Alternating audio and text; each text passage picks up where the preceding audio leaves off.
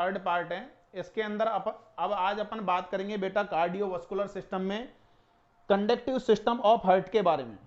यानी conductive system का मतलब क्या होता है। देखिए अपन ने जो लास्ट सेकंड वीडियो है, सेकंड पार्ट है, उसमें पूरे कंडक्टिव सिस्टम के बारे में डिटेल में इंट्रोडक्शन समझाया है कि कंडक्टिव सिस्टम का मतलब क्या होता है, किस तरीके से क्या काम करता है। तो आप लास्ट वाली वीडियो को देखें जिससे आपको ये बेटर तरीके से समझ में आएगी, ठीक है ना। आज अपन इसमें कंडक्टिव सिस्टम ऑफ हार्ट पढ़ेंगे और आगे से जो भी नेक्स्ट क्लासेस जो भी आएंगी उनके अंदर अपन दूसरी सब्जेक्ट्स को भी कवर करेंगे, जिनके अंदर और भी अदर सब्जेक्ट्स के अंदर जैसे वायरोलॉजी, माइक्रोबायोलॉजी वगैरह, ठीक है, हेमेटोलॉजी वगैरह, और भी सभी सब्जेक्ट धीरे धीरे अपन कवर करते हुए चलेंगे और सभी सब्जेक्ट्स को अपन धीरे धीरे कवर करते हुए सभी की वीडियोस आपके पास में पहुंचने लगेंगी। यानी इसमें लगभग डेली क्लासेज आपकी चलेंगी। तो ये सब कुछ आप पिछली जो भी प्रीवियस जो कार्डियोवास्कुलर में पढ़ा चुके हैं वो दोनों वीडियो पहले की देख लें आप। अच्छा, इसके अंदर कार्डियोवास्कुलर सिस्टम के अंदर अपन नेक्स्ट टॉपिक पढ़ रहे हैं बेटा कंडक्टिव सिस्टम ऑफ हार्ट। तो देखिए कंडक्टिव सिस्टम का मतलब मैंने लास्ट वीडियो में जो बताया उसमें क्या है कि कंडक्टिव सिस्टम का मतलब होता है कि इलेक्ट्रिकल इंपल्स का एक पॉइंट से अगले पॉइंट में फॉरवर्ड होना। अब मान करके चलिए कि आपको किसी भी प्रकार, मैंने एग्जांपल भी दिया था कि भैया अगर आप स्विच ऑन करते हो तो उसके इलेक्ट्रिकल इंपल्स फैन तक पहुंचते हैं और फैन स्टार्ट हो जाता है, अगर बंद कर दोगे तो बताओ फैन भी स्टॉप हो जाएगा। अच्छा, उसी प्रकार से आपके हार्ट के अंदर भी इलेक्ट्रिकल इंपल्स होते हैं। अब इसका मतलब इलेक्ट्रिकल इंपल्स जनरेट कहां से होते हैं। अच्छा, कितने बीट के अकॉर्डिंग जनरेट होते हैं, यानी एक मिनट में कितने इलेक्ट्रिकल इंपल्स जनरेट होंगे, ये कंडक्टिव सिस्टम के अंदर कितने पॉइंट होते हैं, इन सभी की चर्चा अपन इस कंडक्टिव सिस्टम ऑफ हार्ट में पढ़ने वाले हैं। और वो इलेक्ट्रिकल इंपल्स जितनी बार जनरेट होंगे उतनी बार आपका हार्ट धड़कता है। यानी कंडक्टिव सिस्टम ऑफ हार्ट के अंदर अपन पढ़ने जा रहे हैं। देखिए सभी के सभी यहां पे सबसे पहली बात समझ के चले कि कंडक्टिव सिस्टम ऑफ हार्ट के अंदर आपको 4 पॉइंट देखने को मिलेंगे। और 4 पॉइंट कौन कौन से होंगे आपके कंडक्टिव सिस्टम ऑफ हार्ट के अंदर, वो सभी के सभी 4 पॉइंट देखें। सबसे पहला point conductive system of heart के अंदर होता है बेटा ऐसे नोड। यानी यहां से एक प्रकार से ऐसे मान के चलो कि एक पावर हाउस है और पावर हाउस से बताओ जो भी बिजली होती है वो आपके घरों तक पहुंचती है। जब वहां से बताओ इलेक्ट्रिसिटी आएगी तो आपके घर में बल्ब जलेंगे, पंखे चलेंगे। अगर वहीं से इलेक्ट्रिसिटी खत्म तो बताओ घर भी सब कुछ पूरी तरीके से अंधेरे में रहेगा। तो उसी प्रकार से यहां से इस पॉइंट से आपके इलेक्ट्रिकल इंपल्स जनरेट होंगे और यही इलेक्ट्रिकल इंपल्स जो होते हैं वो लगातार आपके हार्ट को क्या करते रहेंगे बताओ, चालू रखेंगे। अगर यहां से जो ये पॉइंट है इससे इलेक्ट्रिकल इंपल्स आना बंद हो जाए तो भैया तुरंत आपका हार्ट भी बंद हो जाएगा, तुरंत आपकी डेथ हो जाएगी, ठीक है ना। ये पूरी कंडीशन पढ़ेंगे। तो सबसे पहली बात समझ के चलें कि कंडक्टिव सिस्टम ऑफ हार्ट के अंदर सबसे पहला पॉइंट होता है और इस पहले पॉइंट का नाम होता है बेटा ऐसे नोड। सबसे पहले पॉइंट का नाम क्या होता है बताओ, ऐसे नोड। अच्छा, ऐसे नोड सबसे पहला पॉइंट होता है, इसका दूसरा नाम क्या होता है इसके बारे में भी अपन पढ़ेंगे। सबसे पहला पॉइंट आपका जो इसमें कंडक्टिव सिस्टम ऑफ हार्ट होगा उसमें बताओ ऐसे नोड होगा। अच्छा, दूसरा जो आपका ये पॉइंट प्रेजेंट होता है कंडक्टिव सिस्टम ऑफ हार्ट के अंदर, इस दूसरे पॉइंट को अपन नाम से जानते हैं बेटा एवी नोड। किस नाम से जानते हैं बताओ, एवी नोड। अच्छा, ये एवी नोड होता है। अच्छा, तीसरा जो पॉइंट होगा उसको अपन नाम जानते हैं बेटा, तीसरा पॉइंट देखिए, तीसरा पॉइंट यहां पे प्रेजेंट होगा जो कि इंट्रावेंट्रिकुलर सेप्टम पे। और इंट्रावेंट्रिकुलर सेप्टम पे जो तीसरा पॉइंट प्रेजेंट होगा, इस तीसरे पॉइंट को अपन नाम देंगे पुरकंजी, पुरकंजी फाइबर, पुरकंजी फाइबर, सॉरी ये पुरकंजी फाइबर नहीं आएगा, इसमें थर्ड जो पॉइंट होता है पुरकंजी फाइबर, फोर्थ पॉइंट रहेगा। अभी यहां पे आप देखेंगे पहले बंडल ऑफ विज आता है ना, ये जो फोर्थ पॉइंट आएगा ये पुरकंजी फाइबर के बारे में मैं आपको बताऊंगा। पहले थर्ड पॉइंट लिख लेते हैं। यहां पे थर्ड पॉइंट जो होता है वो होता है आपका बंडल ऑफ हिज। थोड़ा दूरी कर करके लिख देता हूं इसमें जिससे आपको अच्छे से समझ में आ जाएगा। अच्छा, ये फर्स्ट पॉइंट हो गया आपका ऐसे नोड, सेकेंड पॉइंट हो गया आपका एवी नोड अच्छा, थर्ड जो पॉइंट आपका होता है जो कि बताओ कहां पे प्रेजेंट होता है, ये आपके इंट्रावेंट्रिकुलर सेप्टम पे, और उसको अपन किस नाम से जानते हैं बताओ, बंडल बंडल ऑफ हिज। और जो फोर्थ पॉइंट इसका प्रेजेंट होगा वो बताओ कहां पे प्रेजेंट होता है, आपकी मायोकार्डियल मसल में। यानी एक इस प्रकार से आपके बताओ ये फोर्थ पॉइंट प्रेजेंट होगा, और ये फोर्थ पॉइंट कहां प्रेजेंट होगा बताओ, आपकी मायोकार्डियल मसल में। और इस फोर्थ पॉइंट को अपन नाम दे देंगे क्या बेटा, पुरकंजी फाइबर। पुरकंजी fibre, पुरकंजी fibres. यानी कहने का मतलब आपके पास में कंडक्टिव सिस्टम ऑफ हार्ट में कितने पॉइंट मिले आपको बताओ, 4। अच्छा, 4 कौन कौन से पॉइंट बताओ, सबसे पहला एसए नोड, दूसरा पॉइंट बेटा एवी नोड, तीसरा पॉइंट हो जाएगा बंडल ऑफ हिज, और चौथा पॉइंट हो जाएगा आपका पुरकंजे फाइबर। अब एक बात समझ के चलें कि भैया एसए नोड जो होता है वो एक प्रकार का आपका हार्ट का पावर हाउस समझ लो, कि अगर ऐसे नोड से किसी भी प्रकार के इलेक्ट्रिकल इंपल्स जनरेट होंगे, ऐसे नोड से किसी भी प्रकार के इलेक्ट्रिकल इंपल्स अगर आएंगे, तो बताओ वो इलेक्ट्रिकल इंपल्स दूसरे पॉइंट पे पहुंचेंगे, फिर तीसरे पे पहुंचेंगे, फिर चौथे पे, और चौथा जो आपका प्रेजेंट है वो कौन सा है बताओ, पुरकंजी फाइबर। अच्छा, पहले लॉजिक समझ लेना एक, अगर जिसको लॉजिक समझ में आ गया पूरा का पूरा कंडक्टिव सिस्टम आज ही क्लियर हो जाएगा। अच्छा, यहां पे जो फोर्थ पॉइंट है पुरकंजे फाइबर, ये पुरकंजे फाइबर किस में पाए जाते हैं, इस पॉइंट को अच्छे से समझे, बताओ ये किस में पाए जाते हैं बेटा, मायोकार्डियल मसल में, मायोकार्डियल मसल के अंदर। अच्छा, मायोकार्डियल मसल में पाए जाते हैं, इसका मतलब मैंने बताओ आपकी हार्ट की लेयर में 3 लेयर बताई थी, और 3 लेयर में सबसे पहली लेयर कौन सी थी बताओ, पेरिकार्डियम। अच्छा, दूसरी लेयर मिडिल वाली जो थी वो कौन सी थी बताओ, मायोकार्डियम, और तीसरी लेयर एंडोकार्डियम। और मैंने आपको बताया कि भैया मायो का मतलब क्या होता है बताओ, मसल। मायो का मतलब क्या होता है बताओ, मसल्स। यानी कहने का मतलब जहां पे भी मायो वर्ड आपको मिल जाए इसका मतलब मसल्स होगा। तो बताओ ये मायोकार्डियल लेयर जो कि हार्ट की मिडिल लेयर होती है, ये मिडिल लेयर का काम क्या होता है बताओ, कॉन्ट्रैक्शन एंड रिलैक्सेशन का काम होता है। यानी हार्ट में कॉन्ट्रैक्शन रिलैक्सेशन कराने के लिए कौन सी मसल जिम्मेदार होगी बताओ, मायोकार्डियम मसल, और जो कि किसमें पाई जाती है, मायोकार्डियम लेयर में, यानी मिडिल लेयर में। अच्छा, अब एक बात समझ के चले कि अगर मायोकार्डियल मसल प्रॉपर तरीके से कॉन्ट्रैक्शन रिलैक्सेशन कर रही है तो आपका हार्ट बिल्कुल सही सलामत चलता रहेगा। अगर मायोकार्डियल मसल ने कॉन्ट्रैक्शन रिलैक्सेशन करना बंद कर दिया, अच्छा बंद कर दिया, इसका मतलब आपके हार्ट का धड़कना भी बंद, और धड़कना बंद इसका मतलब आपका खुद का भी सब कुछ खत्म। बात समझ में आ रही है? यानी कहने का मतलब सिंपल सा ये हो गया कि बताओ मायोकार्डियल मसल के अंदर कौन से फाइबर पाए जाते हैं, पुरकंजी फाइबर, जो कि कंडक्टिव सिस्टम ऑफ हार्ट के लास्ट पार्ट होते हैं। अब एक बात तो समझ में आ गई कि सबसे पहले समझे कि जो इलेक्ट्रिकल इंपल्स जिसकी जरूरत हार्ट को कॉन्ट्रैक्शन रिलैक्सेशन कराने में पड़ती है, वो इलेक्ट्रिकल इंपल्स जनरेट होंगे कहां से बताओ, ऐसे नोड से। कहां से जनरेट होंगे बताओ, ऐसे नोड से। और ऐसे नोड से जनरेट होने के बाद बताओ वो इलेक्ट्रिकल इंपल्स कहां पे पहुंचेंगे, एवी नोड में।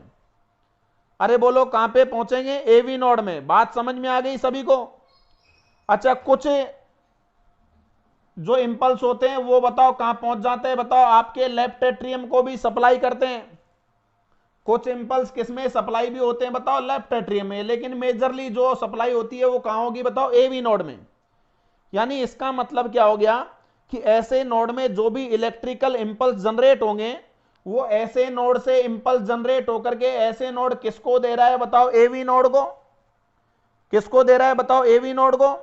अच्छा, मान के चलिए जो इलेक्ट्रिकल इंपल्स ऐसे नोड ने जनरेट किए थे वो एवी नोड के पास आ गए। अब भैया उनको पहुंचना तो कहां है बताओ, मायोकार्डियल मसल में। जब तक मायोकार्डियल मसल में नहीं पहुंचेंगे तब तक कॉन्ट्रैक्शन रिलैक्सेशन होगा नहीं, और कॉन्ट्रैक्शन रिलैक्सेशन नहीं होगा तो आपका हार्ट चलेगा नहीं। बात समझ में आ रही है? इसका मतलब ये इंपल्स जो जनरेट हो रहे हैं इनको फाइनली हमको पहुंचाना तो मायोकार्डियल मसल में है। और मायोकार्डियल मसल में पहुंचाना है तो बताओ फोर्थ नंबर के जो आपका पॉइंट है जिसको अपन ने जाना पुरकंजी फाइबर के नाम से, तो बताओ फोर्थ नंबर के ये पुरकंजी फाइबर तक आपके ये इंपल्स पहुंचाने जरूरी हैं। तो भैया सबसे पहले ऐसे नोड ने इंपल्स कहां पहुंचा दिए बताओ, एवी नोड के पास। अब ये एवी नोड जो है वो बताओ इन इंपल्स को कहां पे पहुंचा देगा बताओ, बंडल ऑफ हिज के पास। यानी इसने कहां कर दिया बताओ, फॉरवर्ड करके थर्ड पॉइंट पे पहुंचा दिया। यानी ऐसे नोड ने एवी नोड के पास भेजा, एवी नोड ने बताओ बंडल ऑफ हिज के पास भेज दिया, और फाइनली बताओ बंडल ऑफ हिज बताओ अपने इंपल्स को कहां पे पहुंचा देगा बताओ, पुरकंजी फाइबर में। कहां पे पहुंचा देगा बेटा बताओ, पुरकंजी फाइबर में। बताओ इसका मतलब फाइनली एक बात तो क्लियर हो गई कि जो इंपल्स ऐसे नोड से जनरेट हुए थे वो बताओ डायरेक्टली कहां पे पहुंच गए बताओ, पुरकंजी फाइबर में। और पुरकंजी फाइबर किस में प्रेजेंट होते हैं, मायोकार्डियल मसल में। अब इसका मतलब हो गया कि यहां से अगर एक भी इंपल्स जनरेट होगा तो तुरंत वो इंपल्स कहां पे पहुंचेगा, पुरकंजी फाइबर में। और पुरकंजी फाइबर में पहुंचते ही बताओ मायोकार्डियल मसल क्या करेंगी बताओ, कॉन्ट्रैक्शन रिलैक्सेशन। कहने का मतलब एक इंपल्स जनरेट हुआ तो बताओ एक बार हार्ट धड़क गया, 10 बार इंपल्स आ रहे हैं तो 10 बार हार्ट धड़केगा। अगर मान के चलिए 100 बार इंपल्स आ रहे हैं 100 बार हार्ट धड़केगा। अब इसका मतलब एक बात तो समझ में आ गई कि हमारी कई बार हार्ट रेट जो बढ़ती और कम होती रहती है वो उसका पूरा कंट्रोल किसके ऊपर डिपेंड करेगा बेटा, ऐसे नोड के ऊपर। यानी ऐसे नोड जितने इंपल्स जनरेट करेगा उतनी बार आपका हार्ट धड़कता रहेगा। ऐसे नोड काम करना बंद कर दे वो भी सिचुएशन बताऊंगा उसमें क्या होता है। तो इसका मतलब कंडक्टिव सिस्टम का मतलब समझ में आ गया, कंडक्शन यानी एक से दूसरे पॉइंट पे अपने इंपल्स को फॉरवर्ड करते चले जाना। तो बताओ ऐसे नोड ने एवी नोड को कर दिए, एवी नोड ने बंडल ऑफ हिज को, और बंडल ऑफ हिज ने पुरकंजी फाइबर को अपने इंपल्स पहुंचा दिए। अच्छा फाइनली मायोकार्डियल मसल में इंपल्स पहुंच गए, आपका हार्ट धड़कने लग गया। चलो बात क्लियर समझ में आ गई। अभी कुछ इनके अंदर की बात कर लेते हैं जो कि कॉम्पिटिटिव एग्जाम्स के अंदर पूछे जाते हैं। अच्छा एक बात समझ के चलिए कि ऐसे नोड यहां पे प्रेजेंट है, लेकिन आपको सबसे पहले चारों पॉइंट की लोकेशन पता होनी चाहिए। मान के चलिए आपसे पूछ लिया जाए कि भैया कंपटीशन की एग्जाम में पूछ ले ऐसे नोड हार्ट के किस चेंबर में पाया जाता है, या ऐसे नोड हार्ट के किस चेंबर में स्थित होता है, लोकेशन कौन सी है, तो आप जवाब दे देंगे क्या बताओ, राइट एट्रियम में। कहां पे प्रेजेंट होता है बेटा बताओ, राइट एट्रियम में। बोलो बात समझ में आ गई। तो इसका मतलब बताओ सबसे पहली बात हो जाएगी, ऐसे नोड के बारे में बात कर ले तो बताओ ये कहां पे पाया जाता है बताओ, राइट एट्रियम में। अच्छा दूसरी बात कर लो इसकी, SA node is the also known as pacemaker. अच्छा ऐसे नोड का दूसरा नाम क्या है बेटा, इसको याद रखना है, ये हमेशा पूछा जाता है, pacemaker. SA node is also known as pacemaker. ये बहुत इंपॉर्टेंट क्वेश्चन है, ये मान के चलना, कॉम्पिटिटिव एग्जाम में पूछा जाएगा ऐसे नोड का दूसरा नाम क्या है या किस नाम से जाना जाता है, जवाब दोगे पेस मेकर। अच्छा तीसरा, आपके माइंड में एक चीज चल रही होगी कि भैया ऐसे नोड है तो सही, लेकिन ये कितने इंपल्स जनरेट करता है, क्योंकि चारों पॉइंट अलग अलग इंपल्स जनरेट करेंगे वो भी बताऊंगा। अच्छा ऐसे नोड के अंदर अपन देखे कि कितने इंपल्स जनरेट करता है, तो बेटा नॉर्मली जो होता है वो ऐसे नोड कितने इंपल्स जनरेट करता है, 70 to 80 इंपल्स पर मिनट। यानी इसका मतलब बताओ ऐसे नोड हर मिनट में कितने इंपल्स जनरेट करेगा, 70 से 80। और 70 to 80 अगर इंपल्स जनरेट करेगा तो इसका मतलब 70 to 80 आपके बताओ किस में आएगा, एवी नोड के पास।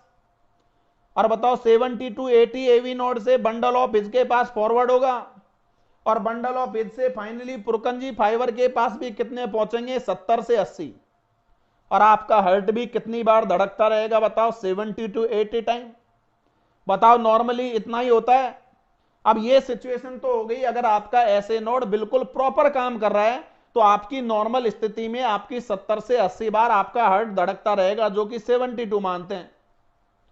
अच्छा एबनॉर्मल कंडीशन में क्या होगा, ये बातें अपन आगे करेंगे। तो अभी सबसे पहली बात ऐसे नोड के बारे में सभी को क्लियर कि भैया ऐसे नोड राइट एट्रियम में पाया जाता है। अच्छा, दूसरी बात, SA node is also known as pacemaker, SA node को हम पेस मेकर के नाम से जानते हैं। अच्छा, तीसरी बात हो जाएगी बेटा कि ऐसे नोड 1 मिनट में कितने इलेक्ट्रिकल इंपल्स जनरेट करता है, तो जवाब दोगे भैया 70 से 80। बोलो, बात समझ में आ गई तीनों की तीनों बातें।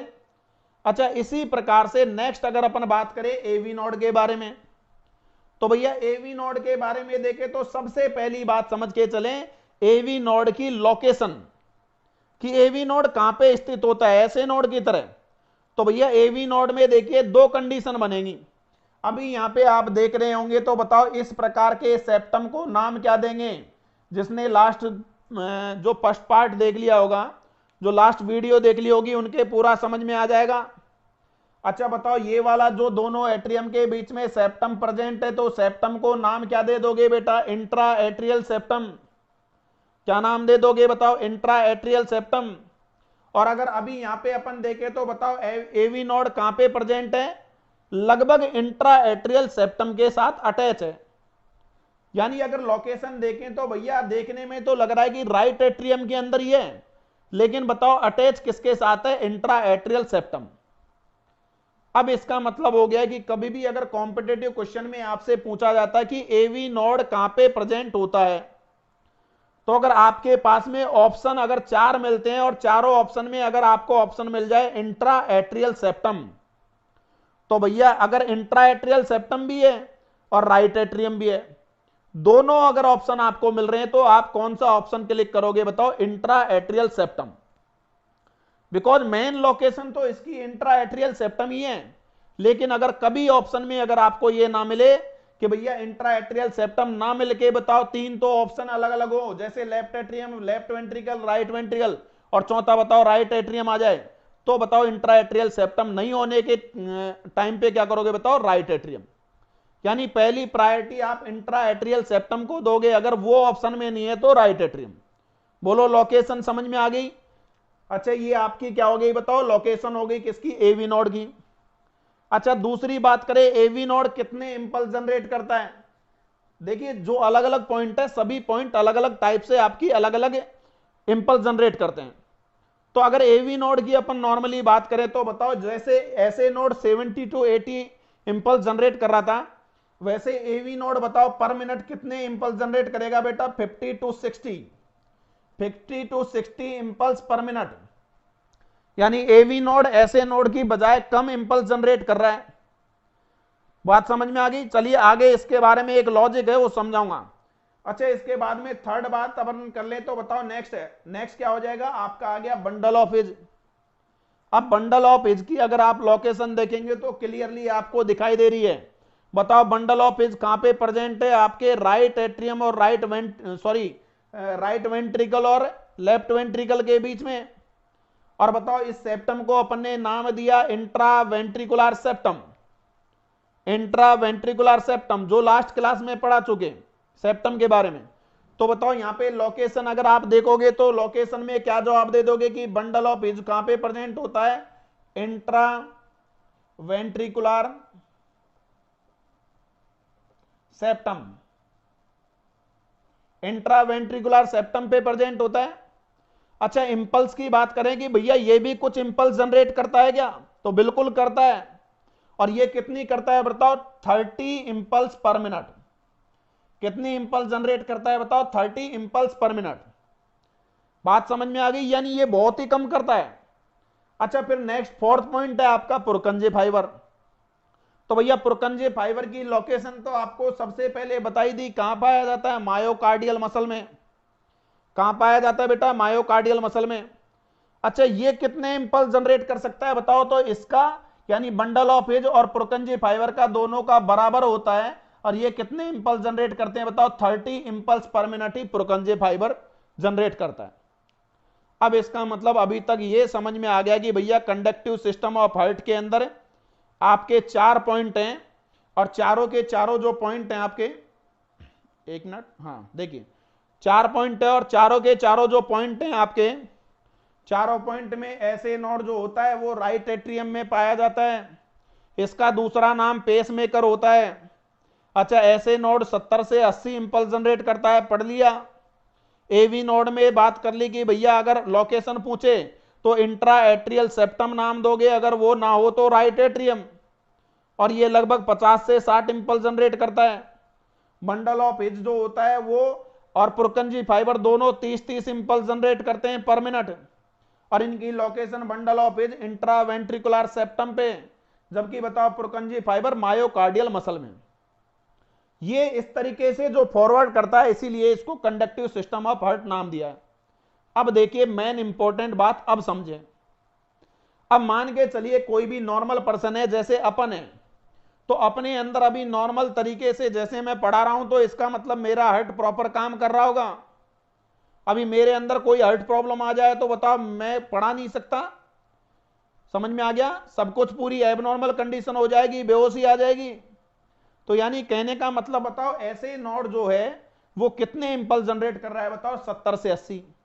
तो बताओ ऐसे नोड अगर प्रॉपर काम कर रहा है तो बताओ आपके मायोकार्डियल मसल में 70 से 80 इंपल्स पहुंचेंगे। और मायोकार्डियल मसल हार्ट को बताओ 70 से 80 बार धड़काएगी। चलो नॉर्मल चल रहा है, सब कुछ बढ़िया चल रहा है। अच्छा, जिंदगी सही चल रही है, अचानक बीच में भैया कोई दिन ऐसा हुआ कि ऐसे नोड जो है, तो ऐसे नोड ने काम करना बंद कर दिया। ऐसे नोड ने क्या कर दिया बताओ? काम करना बंद कर दिया। अच्छा, काम करना बंद कर दिया, इसका मतलब ऐसे नोड से आने वाली सप्लाई कट हो गई। देखो ये सप्लाई बंद कर दी, ऐसे नोड से आने वाली सप्लाई बंद हो गई। जैसे मान के चलें कि आपका जो पावर हाउस होता है, तो बताओ जहां से मेन पावर, जहां से सप्लाई आती है, वहीं से अगर कोई भी लाइन टूट जाए तो आगे से तो बताओ पावर बंद हो जाएगी। अच्छा, पावर बंद हो गई तो मान के चले आपके पास इन्वर्टर भी है, तो थोड़ा बहुत काम चला सकते हो, ज्यादा थोड़ी चलेगा। तो इसी प्रकार से ऐसे नोड जो है, तो ऐसे नोड क्या करेगा? 70 से 80 इंपल्स जनरेट तो करता है, लेकिन ऐसे नोड मान के चलिए किसी पर्सन के अंदर ऐसे नोड ने काम करना बंद कर दिया। अच्छा, ऐसे नोड ने काम करना बंद कर दिया तो क्या पर्सन की मृत्यु हो जाएगी क्या? भैया ऐसे नोड ने तो बंद कर दिया, अब 70 से 80 इंपल्स तो आ ही नहीं रहे, हार्ट कैसे धड़केगा? मर जाएगा क्या पर्सन? नहीं मरेगा। ऐसे नोड जब काम करना बंद कर देगा तो बताओ उसका काम कौन संभालेगा? बताओ एवी नोड। काम कौन संभालेगा? बताओ एवी नोड। अच्छा, लेकिन एवी नोड काम तो संभाल लेगा, लेकिन एवी नोड कितने इंपल्स जनरेट करता है? बताओ 50 से 60। और भैया हमारी पूरी बॉडी में प्रॉपर सप्लाई के लिए तो 70 से 80 बार तो हार्ट को धड़कना जरूरी है। और 60 से नीचे अगर हार्ट रेट हो जाए तो उसको हम ब्रेडिकार्डिया बोलते हैं। 60 से नीचे हार्ट रेट आ जाए तो उसको ब्रेडिकार्डिया बोलेंगे। अगर 100 से ऊपर हार्ट रेट जाने लगे तो ट्रैकिकार्डिया बोलेंगे। मेडिकल टर्मिनोलॉजी में जब 100 से ऊपर हार्ट रेट हो जाती है तो ट्रैकिकार्डिया के नाम से जानते हैं, और 60 से नीचे में ब्रेडिकार्डिया। इसका मतलब 60 से नीचे हार्ट रेट आ रही है तो लाइफ थ्रेटनिंग कंडीशन बनेगी, आपकी जिंदगी के साथ खतरा तो है ही है। लेकिन भैया फिलहाल के लिए तो इंसान नहीं मरेगा। फिलहाल तो बताओ इंसान को क्या हो रहा है कि बताओ जब ऐसे नोड ने काम करना बंद कर दिया तो एवी नोड उसका काम संभालेगा, और 50 से 60 इंपल्स किसको भेजेगा? बताओ बंडल ऑफ हिज को। फिर बंडल ऑफ हिज 50 से 60 किसको भेजेगा? बताओ पुरकंजे फाइबर को। अच्छा, 50 से 60 बार ही आपका हार्ट धड़कता रहेगा, लेकिन जिंदगी तो नहीं कट सकती। अच्छा, ऐसी सिचुएशन में जब आपका ऐसे नोड डैमेज हो जाता है या काम करना बंद कर देता है, उस कंडीशन में बताओ क्या होगा? आपके ऐसे नोड की जगह आर्टिफिशियल ऐसे नोड लगाया जाता है, और उस आर्टिफिशियल ऐसे नोड को ही अपन किस नाम से जानते हैं? बताओ पेस मेकर। किस नाम से जानते हैं? बताओ पेस मेकर। बात समझ में आ रही है? यानी जो पेस मेकर का मतलब एक इलेक्ट्रिकल डिवाइस लगा दिया जाएगा आपके हार्ट के अंदर, और वो लगातार बताओ आपके अंदर किसका काम करेगा? ऐसे नोड का। अब बताओ आर्टिफिशियल बाहर से सेट कर दिया आपके हार्ट में, अब जैसे ही सेट किया तो बताओ फिर से 70 से 80 इंपल्स आने लग गए, फिर से 70 से 80 इंपल्स आने लग गए। अच्छा, 70 से 80 बार हार्ट धड़कने लग गया। तो इसका मतलब जब भी ऐसे नोड खराब हो जाए तो हमको आर्टिफिशियली क्या लगाना पड़ता है? Pacemaker. और डॉक्टर उसको इंप्लांट करेंगे, पर्सन फिर से नॉर्मल जिंदगी जीने लगेगा। बात समझ में आ गई सभी को? अगर मान के चलिए ऐसे नोड खराब हो गया, साथ साथ में एवी नोड भी डैमेज हो गया, तो क्या होगा? तो मर जाएगा क्या इंसान? बिल्कुल मर जाएगा। क्यों मर जाएगा? बिकॉज 50 से 60 में ब्रेडिकार्डिया में इंसान जीवित तो था, ज्यादा एक्टिविटी नहीं कर सकता लेकिन जीवित था, उसको तुरंत हॉस्पिटलाइज किया गया और हॉस्पिटल में एडमिट कराते ही बताओ वो क्या हो गया? पर्सन जो है हॉस्पिटल में एडमिट कराने के बाद में बताओ उसको पेसमेकर लगा दिया और स्वस्थ हो गया। लेकिन मान के चले ऐसे नोड के साथ एवी नोड भी डैमेज हो जाए तो जीवित रह लेगा क्या? बिकॉज बंडल ऑफ इज तो ओनली 30 इंपल्स पर मिनट ही करता है और पुरकंजी फाइबर भी, और 30 बार अगर हार्ट धड़के तो बताओ जीवित रह लोगे क्या? नहीं रह पाओगे, पर्सन की डेथ हो जाएगी।